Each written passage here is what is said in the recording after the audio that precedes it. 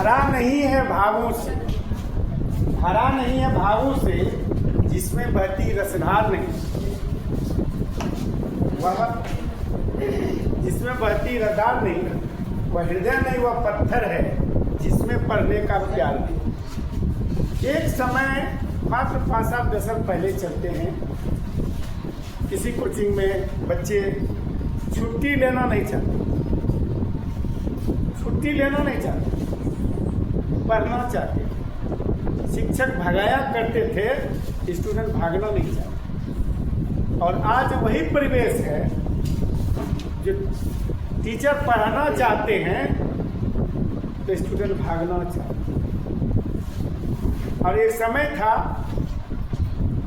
कि बच्चे ग्रुपिंग करके पढ़ा करते थे, और वो उसका परिणाम आज निकल रहा है कि पूरे गोड्डा में परवीन कोचिंग सेंटर सर्वोत्कृष्ट स्थान प्राप्त कर एक मिसाल कायम किया। पूरे गोड्डा में अनेक कोचिंग खुले। हमारे प्रेमचंद जी कहते थे कि कैसा जमाना आ गया है कि दूसरे के पत्नी को खड़ा करके लोग फोटो खिंचाते हैं, और लोगों के फोटो खिंचा लेते हैं और अपने साथी को कहते हैं क्या मेरा डार्लिंग अच्छा था या मेरा डार्लिंग अच्छी थी।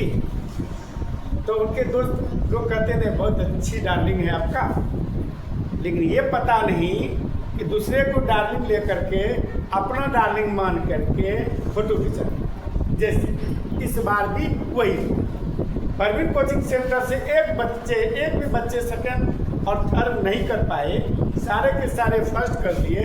और फोटो हमारे बच्चे का फोटो खींचकर अन्य कोचिंग वाले ने बैनर बना करके अपने कोचिंग को उत्कृष्ट के लिए प्रचार के रूप में सामने प्रस्तुत की।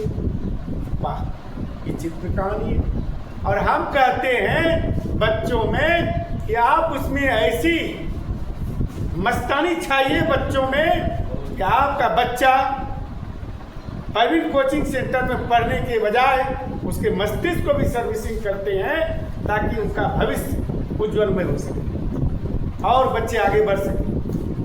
क्योंकि इस कोचिंग में जितने भी टीचर हैं वे सभी अनुभवी टीचर हैं, योग्य टीचर हैं, और सबकी योग्यता चरम सीमा होता है। फिर भी बच्चे यहाँ से जो पढ़ के निकलते हैं, बाद में समाचार मिलता है कि सभी बच्चे अपने अपने जीवन को बनाने में सफल हैं। इसलिए मैं कहता हूँ कि भरा नहीं है भावों से, जिसमें बहती रसधार नहीं, वह हृदय नहीं, वह पत्थर है जिसमें पढ़ने का प्यार नहीं। हम पढ़ाते हैं, बच्चे बातचीत आपस में करते हैं, सही ढंग से उसका सदुपयोग नहीं करते हैं। बहुत कोचिंग में देखते हैं बच्चे बातचीत कर रहे हैं, टीचर अपने बोर्ड में जो है मशगूल होते हैं। टीचर भी सोचते हैं कि बच्चे आते हैं जाते हैं, रुपया देते हैं, लेकिन परवीन सर का कहना है कि पैसा अगर वो 500 रुपया महीना दिया, 1000 रुपये महीना दिया, लेकिन उससे अच्छा है कि उनका लाइफ बना कि नहीं, उनकी चिंता परवीन सर को हर हमेशा होती है। जैसे आज हम लोग पढ़ाने जाएंगे अलंकार। अलंकार किसे कहते हैं?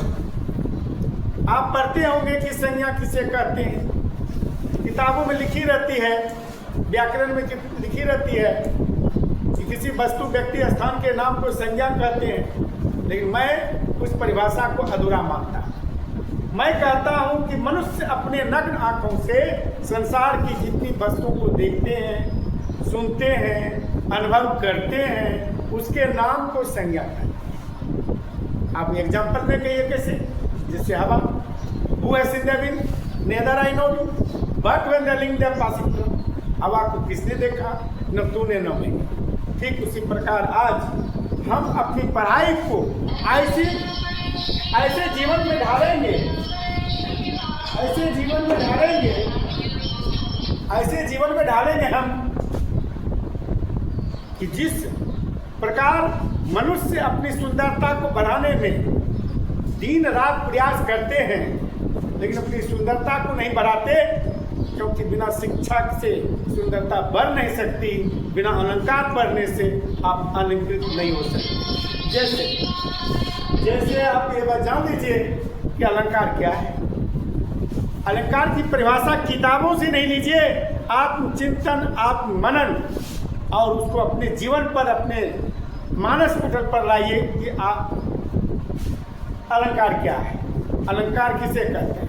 मनुष्य अपनी नग्न आंखों से बात अगर हम बोलते हैं तो संज्ञा के बारे में पता लगा लेते हैं। अगर हम अपने मन की बात को अगर अपने मन में लाते हैं तो उसे हम अलंकार कहते हैं। अब अलंकार की परिभाषा क्या है? जिस प्रकार स्त्रियां आभूषण पहनकर अपने आप को सुसज्जित कर लेती हैं, ठीक उसी प्रकार वाक्यों में ऐसे शब्दों के प्रयोग करने पर जिसके अर्थ में चमत्कार आ जाता है उसे हम अलंकार कहते हैं।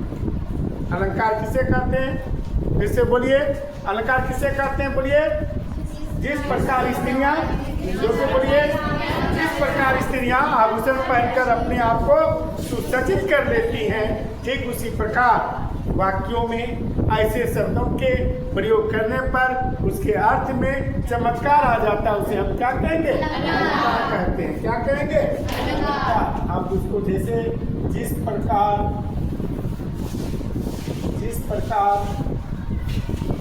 स्त्रियां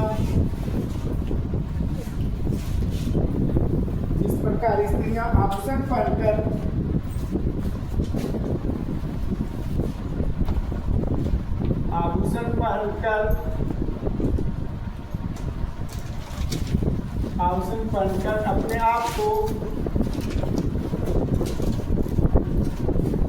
आप को सुसज्जित कर लेती हैं, सुसज्जित कर लेती हैं,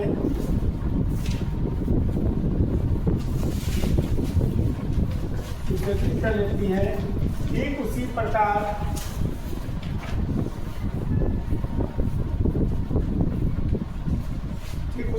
वाक्यों के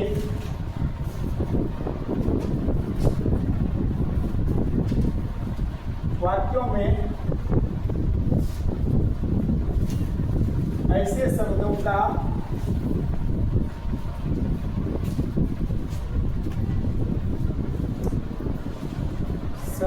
प्रयोग कर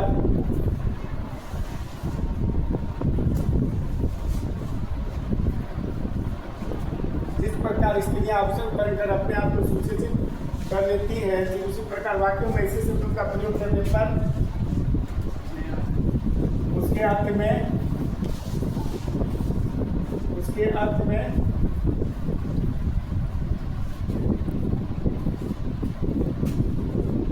क्या होगा? उसके अर्थ में चमत्कार।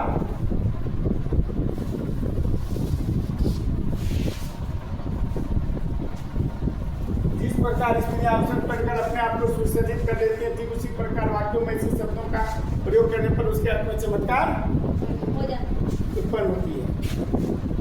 बोलो,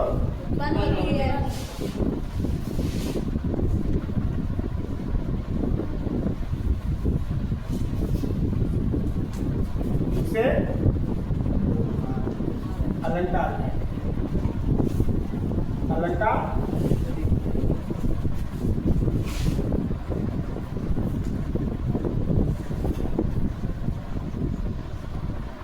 फिर से बोलिए, क्या बोले हमने? कि जिस प्रकार स्त्रियां आभूषण पहनकर अपने आप को सुसज्जित कर लेती है,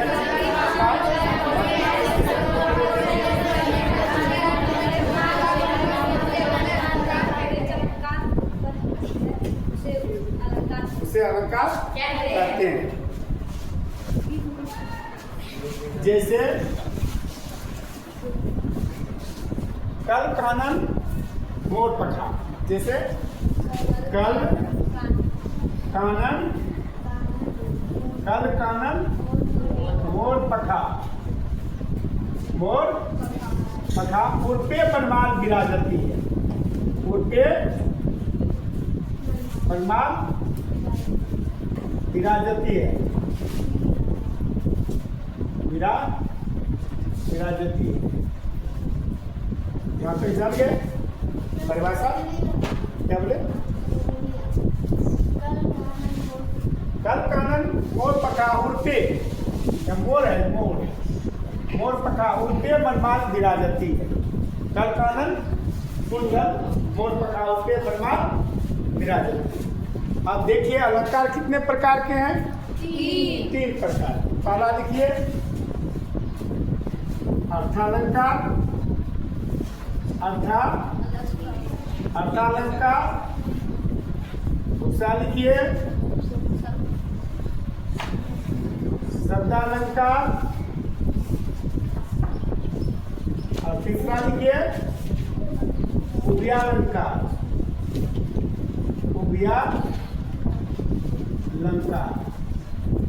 समझ में आ रहा है क्या? समझ में आ रही है तुम लोगों को? नहीं। कल कानन कुंडल छूट गया। कल कानन कुंडल मोर पकावते मनमाल विराजती है। जैसे पहला नंबर है अलंकार कितने प्रकार के?